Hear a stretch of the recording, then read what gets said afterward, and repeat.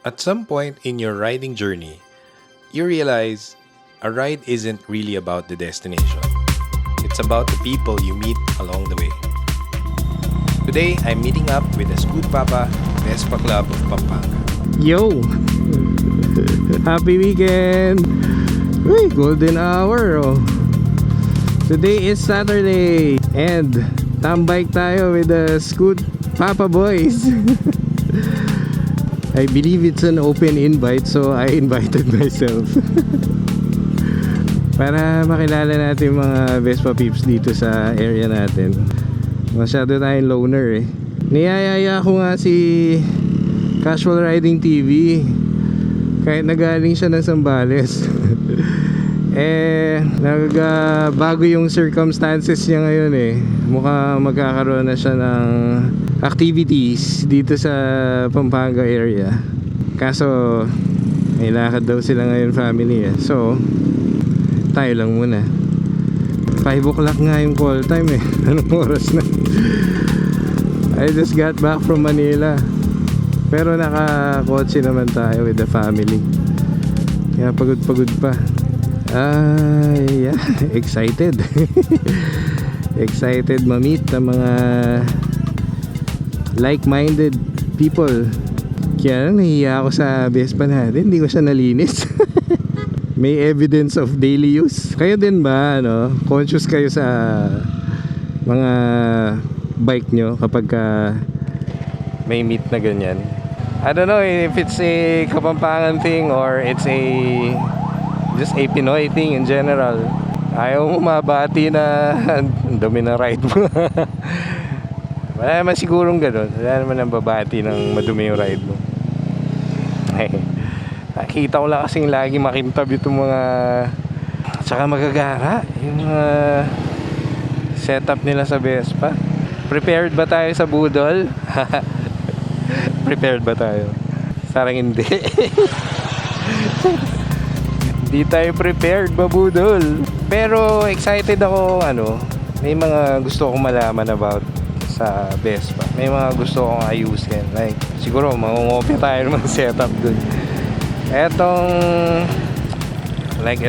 mga bling bling natin na chrome covers, itong switch covers natin, parang siya lang yung bukod tanging naka chrome dito sa S150 natin Side mirrors natin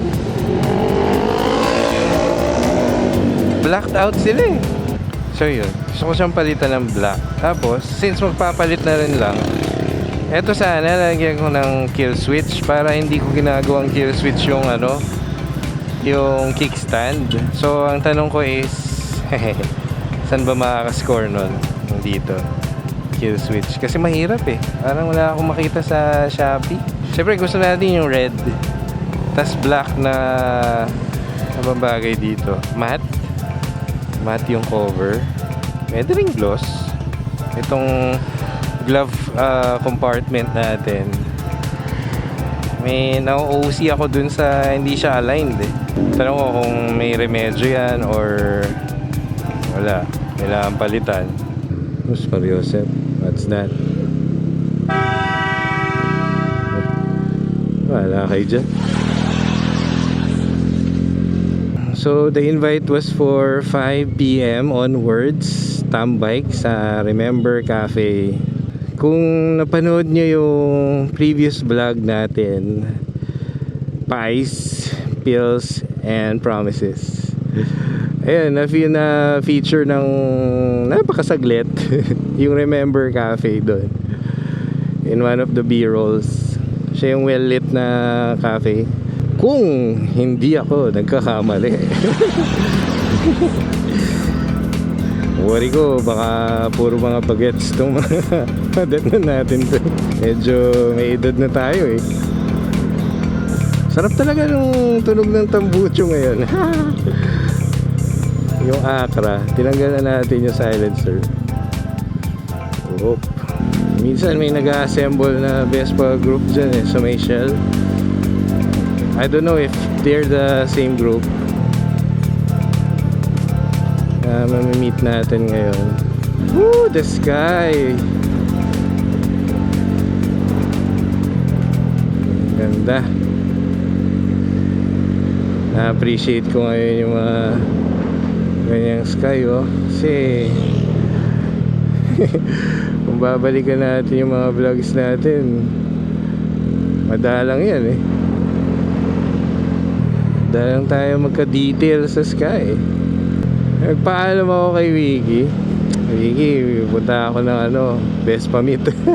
Sa kapunta, sabi niya kasi gusto ko man siyang isama.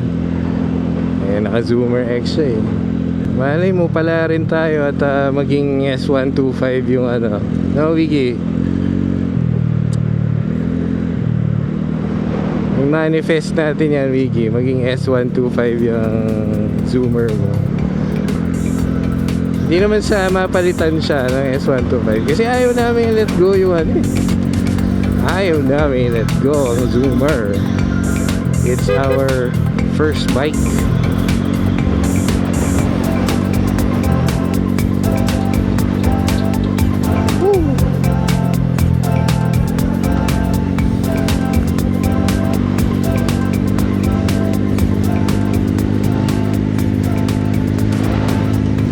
Kaya pala kami nagpunta ng Manila today kasi wait lang, nahulog ka.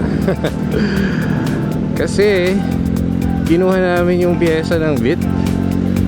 May na-tsempuhan ako na stock muffler. Ayun, kumpletuhin muna natin, back to stock talaga siya para makapagpakilala tayo ng maayos kay Bit.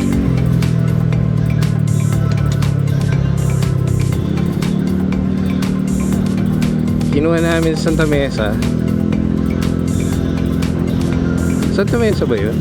Kasi Manila area. Tapos pupunta ng ng father and son physical store si Wiki. Tingnan ko kung along the way si Motomax. Ayun, nagkataon naman, mandaluyong pala sila. So, napadala na kami kay Motomax. And kalahin mo yun. Meron sila ng mga piyesa na kailangan namin to complete the bit. Happy ending, diba? Bait pa ni Sir Gary. Shout out Sir Gary. Sir Bob, maraming salamat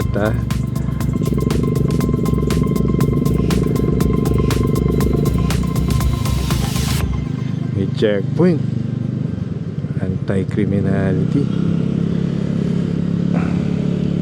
Oh, we're here. Nawaga natin. Wala pa yata sila. I'm riding into Angeles to meet the Scoot Papa Vespa Club of Pampanga. A group brought together not by speed or specs, but by appreciation. Because when you buy a Vespa, you're not just buying a motorcycle. You're buying into a culture, a mindset, community. Different ages, different stories, different backgrounds, but the same respect for the ride. Hey boss. Ronski, napadaan lang. Oo. Siguro. Miko? Ay!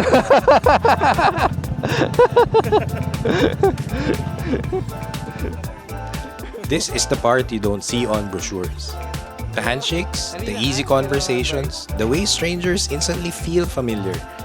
You start by talking about your scooter, then suddenly you're talking about life, work, family, plans for the next ride. Vespa brings people together quietly. No pressure, no ego. Just shared interest turning into genuine connection. Regular na kayo. EPD. Oh. Nice. This is where the real stories start. Paint jobs, custom parts, small tweaks. Only another Vespa owner would notice. XO? XO pala yan. Wala ang salanan naman yan eh. Wala akong daw palikon ka doon eh. Di B-roll kaya pa ako. Torque drive sa clutch and belt. Wala pang tulad. Every scooter says something about the person who rides it. We admire, we tinker, we modify, not to compete, but to express. In clubs like this, there are no labels, no social class, no titles. Just Vespa enthusiasts, equal in passion, united by the same appreciation for the ride. Every Vespa here tells a story. Some are stock, some are heavily modified, some are still a work in progress, and that's the beauty of it. You learn from each other where to get parts, what works, what doesn't, and how to make the scooter truly yours. Being in a club means you never figure things out alone. There's always someone willing to help. Kaya ayaw mag-lock. Kaya pag pinanong mo dito, ramdam naman nila gano'n siya eh. Share advice, or lend time. But it's not all serious talk and technical stuff. There's laughter, inside jokes, stories from the past rides that somehow get funnier every time they're told. This is where friendships are built. Not forced, not rushed, just naturally forming around the shared passion. Matutuwa nito yung anak ko. Pagka sabi ko, nakita ko si Tron Moto in the flesh. What's up? You come for the Vespa, you stay for the people. Somewhere between the laughs and a coffee and the sound of engines cooling down, you realize this isn't just a meetup. It's a shared space. A place where like-minded people feel at home, even if it's their first time showing up. This is why Vespa ownership feels different. It's not just the engine you hear, it's the sense of belonging. Riding out as a group, you feel it. The quiet confidence, the shared rhythm, the understanding that you're part of something bigger than yourself. Because in the end, it was never just about the scooter. It was always about the community that comes with it. Riding a Vespa teaches you something simple, but very important. That joy doesn't always come from going faster. Sometimes it comes from slowing down, from taking the long way, from stopping to talk, from riding with people who don't need to impress, only to share the road. Along the way, you realize a scooter was never the point. It was the conversations, the laughter, the help freely given, the feeling of being welcome, even on your first tam bike. In a world that constantly reminds us of our differences, this community reminds us of what we have in common. 2 wheels, 1 road, and a passion that brings strangers together. Because at the end of the day, it's not just about where the Vespa takes you. It's about who rides with you along the way. Thank you for riding with me today. This is Ronsky. Happy weekend. Let's Vespa.